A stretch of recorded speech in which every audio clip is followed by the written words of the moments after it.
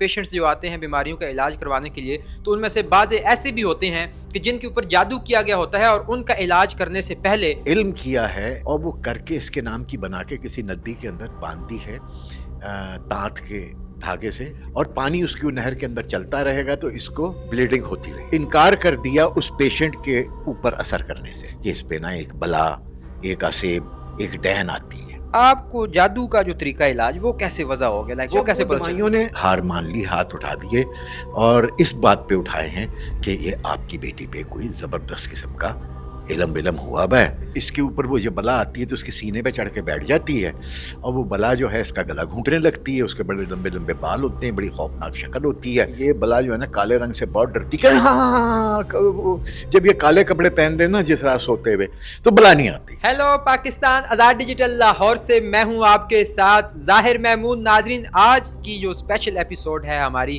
اس میں ہم بات کرنے جا رہے ہیں کہ کس طرح لوگ اپنے دشمنوں پر یا جن کا وہ اچھا نہیں چاہ رہے ہوتے ان پر جادو کے ذریعے مختلف بیماریاں جو ہیں وہ مسلط کر دیتے ہیں، اور وہ جو جادو کرتے ہیں اس سے جس کے اوپر جادو کیا جاتا ہے اس میں ایسی سنگین بیماریاں پیدا ہوتی ہیں کہ وہ بالآخر موت کا جو لقمہ ہے وہ بن جاتا ہے. اس موضوع پر گفتگو کرنے کے لیے ہمارے ساتھ موجود ہیں ڈاکٹر آغا سلمان باقر صاحب، جنہوں نے آلٹرنیٹو میڈیکل سائنسز میں UK لنڈن سے ڈاکٹریٹ کی ڈگری کی ہوئی ہے، اور ان کے پاس بہت سارے پیشنٹس جو آتے ہیں بیماریوں کا علاج کروانے کے لیے تو ان میں سے بعض ایسے بھی ہوتے ہیں کہ جن کے اوپر جادو کیا گیا ہوتا ہے اور ان کا علاج کرنے سے پہلے ان کے جادو کو ختم کرنا ہوتا ہے. تو آج ہم ڈاکٹر آغا سلمان باقر صاحب سے بات کریں گے اور جانیں گے کہ ایسے کون کون سے واقعات اور کس سے ان کی پروفیشنل جو لائف ہے اس میں سامنے آئے ہیں اور اس کا علاج انہوں نے کس طرح کیا ہے. السلام علیکم سر. وعلیکم السلام.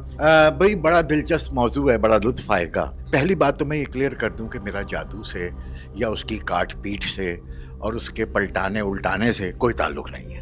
ابھی کچھ دن پہلے کی بات ہے کہ ہماری ایک بڑی قریبی عزیزہ نے وہاں ہمیں سرگودا سے فون کیا اور وہ کہنے لگی کہ میں عجیب مصیبت میں مبتلا ہوں کہ میری بیٹی کو سلسلہ ماہواری جو ہے وہ متواتر 16 یا 17 دنوں سے بدستور جاری ہے، اور کسی بھی ڈاکٹر یا گائناکولوجسٹ یا کوئی بھی دوا اس پر کوئی اثر نہیں کر رہی، اور کچھ بھی کریں مرض بڑھ جاتا ہے، گھٹتا نہیں. میں نے کہا نہیں، میں خیال ہے کہ ایسا نہیں ہوگا، آپ میرے پاس لے آئیے، میں دیکھتا ہوں. وہ میرے پاس آ گئیں، وہ ہمارے گھر آ کے رہنے لگیں. ہماری بہن ہے وہ. تو میں نے بڑے غور و فکر کے ساتھ دوا تجویز کی اور کہا کہ انشاءاللہ کل صبح ٹھیک ہو جائیں گی. تو وہ بچی 20 سال کی ہوگی. تو اگلے دن صبح اس نے مجھے بتایا کہ 5-10% فرق پڑا. میں نے کہا یہ تو بہت کم ہے، تو ایسا ممکن ہوا نہیں کبھی.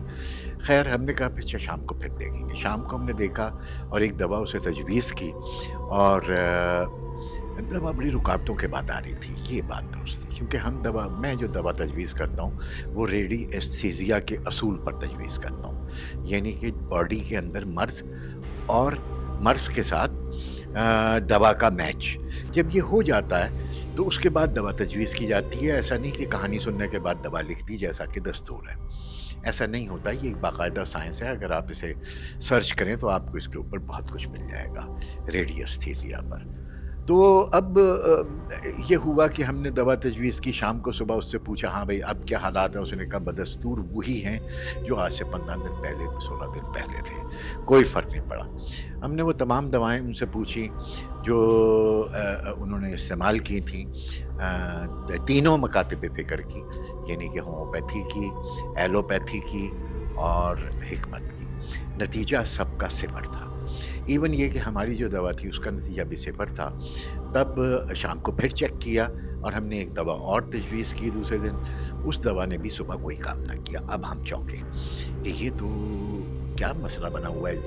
اس کے بعد میں نے اور میری بیٹی ڈاکٹر فریبہ وادمہ نے ساری تفصیلات دیکھی اور 2.5-3 گھنٹے سرچ کیا، اس کو دیکھا بھالا، اور اس نتیجے پہنچے کہ معذرت خواہ ہیں، کوئی دوا نہیں دیں گے. یہ کیس تو دوا کا ہے ہی نہیں.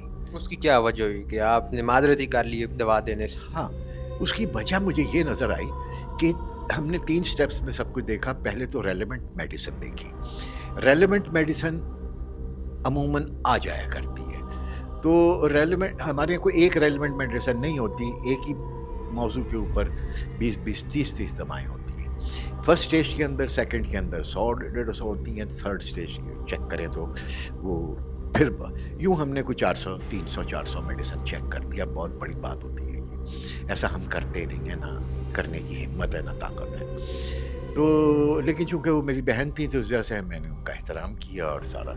اب ہوا یہ کہ ہم نے کہا کہ بھائی یہ تو ہم نے ہار مان لی، ہاتھ اٹھا دیے اور اس بات پہ اٹھائے ہیں کہ یہ آپ کی بیٹی پہ کوئی زبردست قسم کا علم ہوا ہے.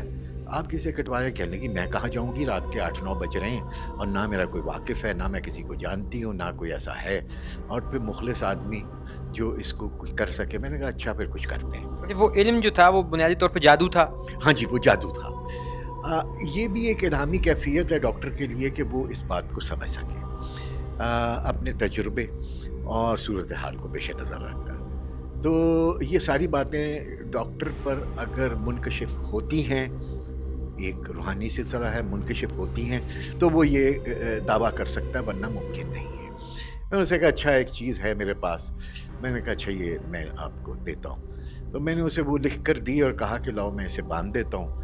اور میں نے اس کے باندھ دیا اور باندھنے کے بعد کہا اب کوئی دوا شبہ نہیں ہے، کل صبح بتانا. کل صبح وہ جب اگلے دن صبح اس کے عمل کے بعد وہ آئی تو اس نے کہا کہ میں کوئی تقریباً کوئی 40-45% ٹھیک ہوں.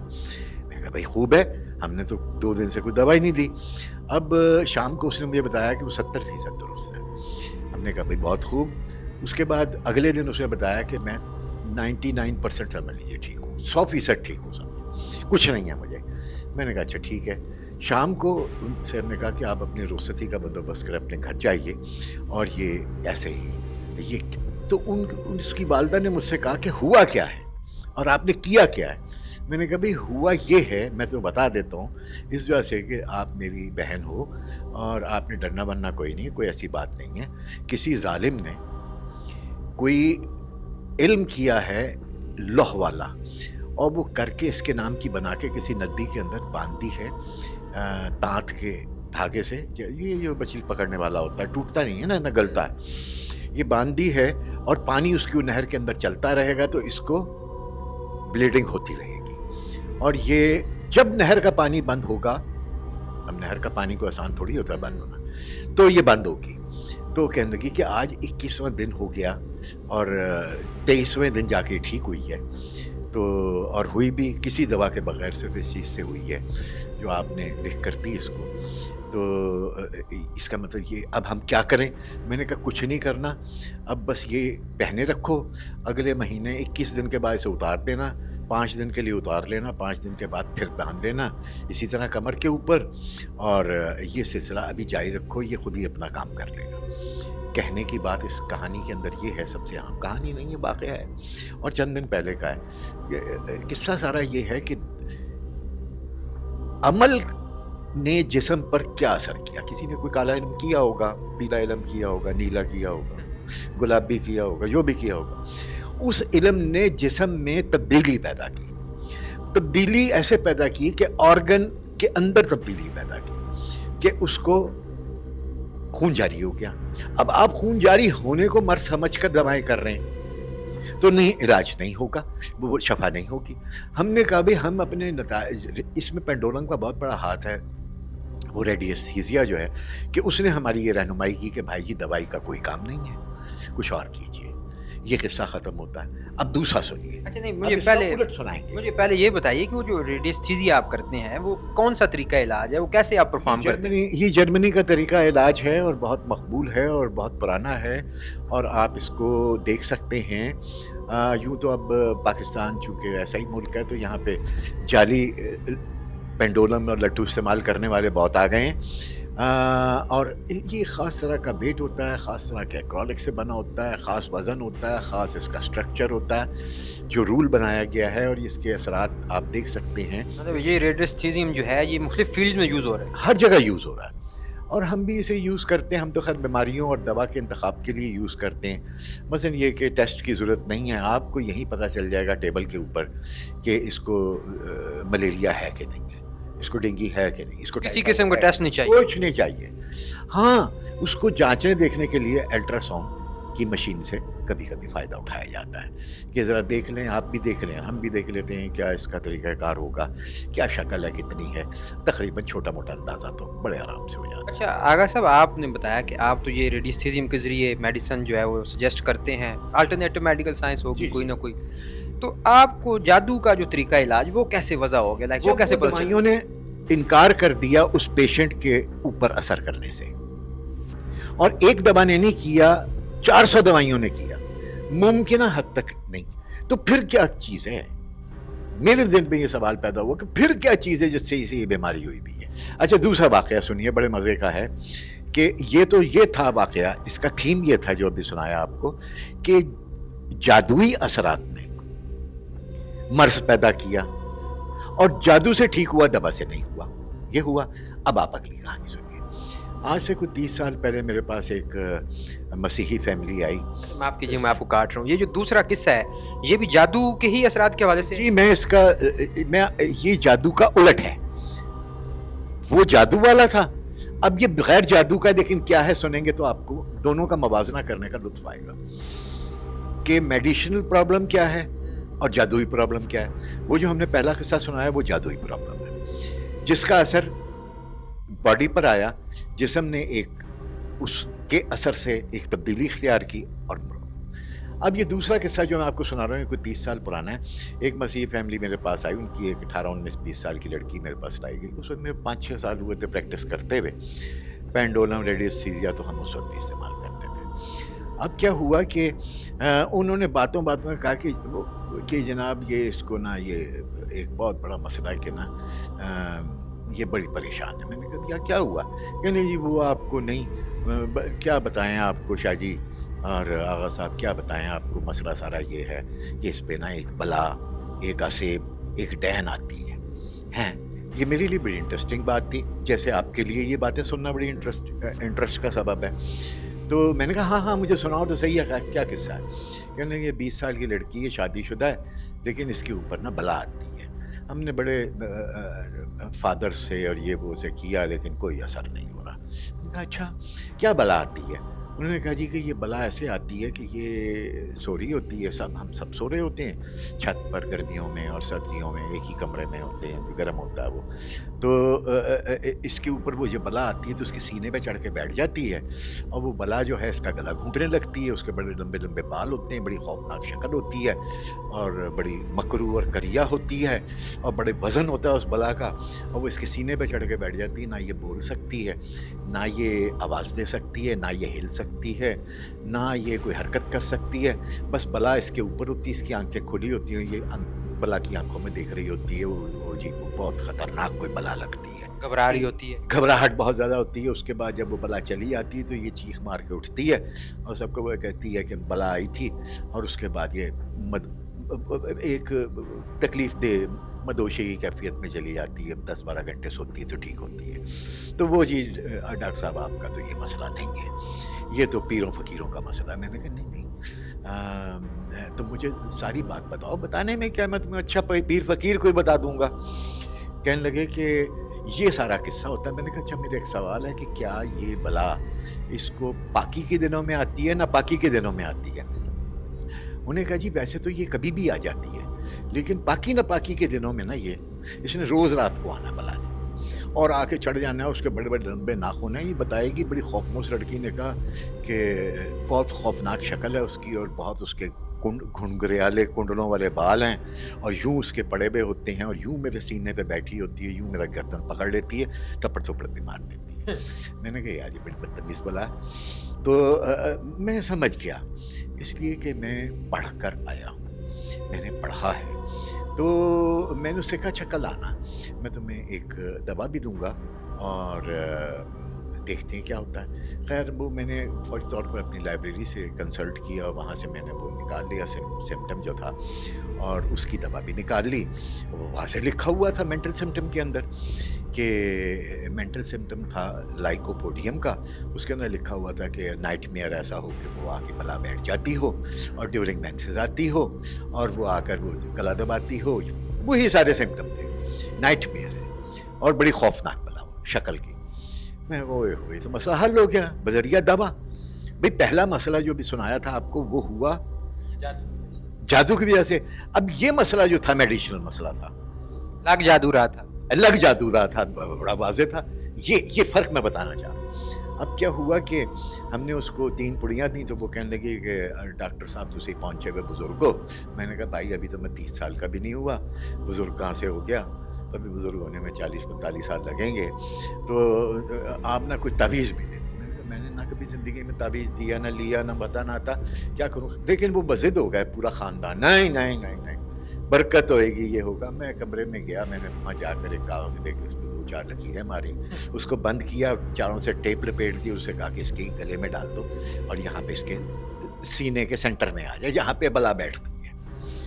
یہاں بلا بیٹھتی ہے نا جس جگہ پہ آ کے, اس جگہ پہ تعویذ ہونا چاہیے کالے کپڑے میں, کیونکہ اب یہ میں فراڈ کر رہا ہوں, یہ میں اس کو ایک نفسیات کے ساتھ اس کی نفسیات سے کھیل رہا ہوں. میں نے کہا میرا اندازہ علم یہ کہہ رہا ہے کہ یہ بلا جو ہے نا کالے رنگ سے بہت ڈرتی. کہ ہاں جب یہ کالے کپڑے پہن رہے نا جس طرح سوتے ہوئے تو بلا نہیں آتی.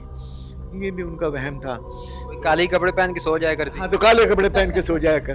اچھا خیر, تو دل میں ہنستا مسکراتا رہا. میں نے اس کو دوا کھلائی اور کہا اچھا یہ 3 خوراکیں دے رہا ہوں, آج کل اور پرسوں, یہ 3 دن کھانا, اور اس کے بعد مجھے جب وہ بلا والا سیزن آئے تو مجھے ذرا کے اگلے مہینے بتانا.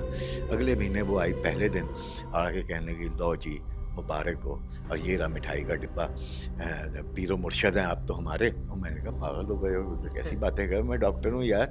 تو کہنے لگی کہ وہ بلا نہیں آئی آج, یعنی بلا ٹل گئی.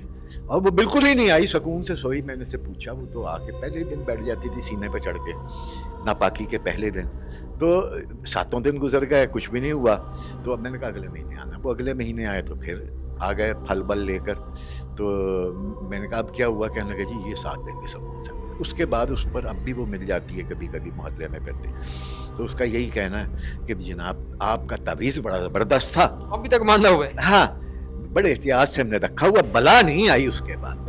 آپ یہ ذرا غور کیجئے کہ پہلا واقعہ کیا تھا جس کے لیے آپ میڈیشنل کوشش کر رہے تھے, یعنی ادویات سے کر رہے تھے, تھا وہ کچھ اور یہاں تھا میڈیشنل معاملہ اس دوسرے والے واقعے میں, اور اس کے لیے کوشش آپ روحانی کر رہے تھے.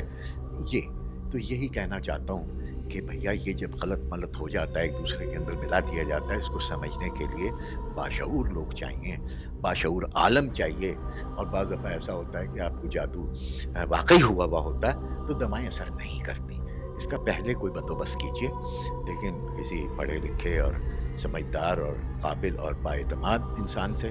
ظاہر ہے کہ اس کی نشانی ہوگی, نہ وہ آپ سے پیسے مانگے گا, نہ آپ کے سے وہ کچھ طلب کرے گا, نہ وہ آپ کو کہانیاں سنائے گا کہ بکرا بھی چاہیے اور 1 ٹانگ والا مرغا بھی چاہیے. یہ کہانی نہیں وہ سنائے گا آپ کو, اور وہ یہ کہے گا اچھا میں اللہ کے نام پر کار خیر کے طور پر آپ کی مدد کر دیتا ہوں جتنا علم مجھے اللہ نے دیا. تو یہ آپ کا جو سوال تھا, اس کے 2 واقعے سنائے اس کے جواب میں, وہ یہی ہیں کہ دیکھیے ہم یہی غلطی کرتے ہیں کہ بعض دفعہ کوئی سفلی اور روحانی معاملہ ہوتا ہے, اس کو ہم میڈیسن سے ٹریٹ کرتے ہیں, اور جہاں میڈیسن کا معاملہ ہوتا ہے اسے ہم دم درود سے ٹھیک کرتے ہیں. بھائی اس کو ٹائیفائڈ ہے, اس پر جن نہیں آیا ہوا, اس کو جا کے ہم دم درود کرانے لگتے ہیں, اس کو ٹائیفائڈ کی دوا دیجیے. یہ کہنا چاہتا ہوں, اور آج کے اس ایپیسوڈ کے اندر یہ بہت اہم بات ہے, یہ ایک سوالیہ نشان ہے مریضوں کے لیے بھی, ان کے لواحقین کے لیے بھی, اور علماء کیا کہنا چاہیے, روحانی علماء حق, نہیں حق تو نہیں, ان علماء کے لیے جو روحانی علاج کرتے ہیں, اور ان ڈاکٹروں کے لیے کہ ان کو ایسا بالغ نظر ہونا چاہیے. بہت بہت شکریہ ڈاکٹر صاحب, آپ نے وقت دیا. تو ناظرین آپ نے دیکھا کہ کس طرح بعض دفعہ جادو جو ہے وہ موذی امراض میں بدل جاتا ہے, اور بعض دفعہ کچھ بیماریاں ایسی ہوتی ہیں کہ جن کو ہم جادو سمجھ کر اپنے جو مریض ہیں ان کو مفت میں ادھر ادھر لے کر جاتے ہیں دم درود کے لیے, اور ان کو بھی تنگ کرتے ہیں, اور ان کا مرض بھی بڑھتا ایک آگے ناگہانی موت کی طرف بھی لے کے جا سکتا ہے, یا کوئی نئے مسائل بھی سامنے لے کر آ سکتا ہے. مجھے امید ہے کہ آپ کو یہ ویڈیو اور آغا صاحب کے جو قصے جو انہوں نے اپنی لائف میں اپنے کیریئر میں دیکھے ہیں سن کر بڑے دلچسپ لگے ہوں گے. اس کے ساتھ ہی مجھے دیجیے اجازت, دیکھتے رہیے آزاد ڈیجیٹل. خدا حافظ.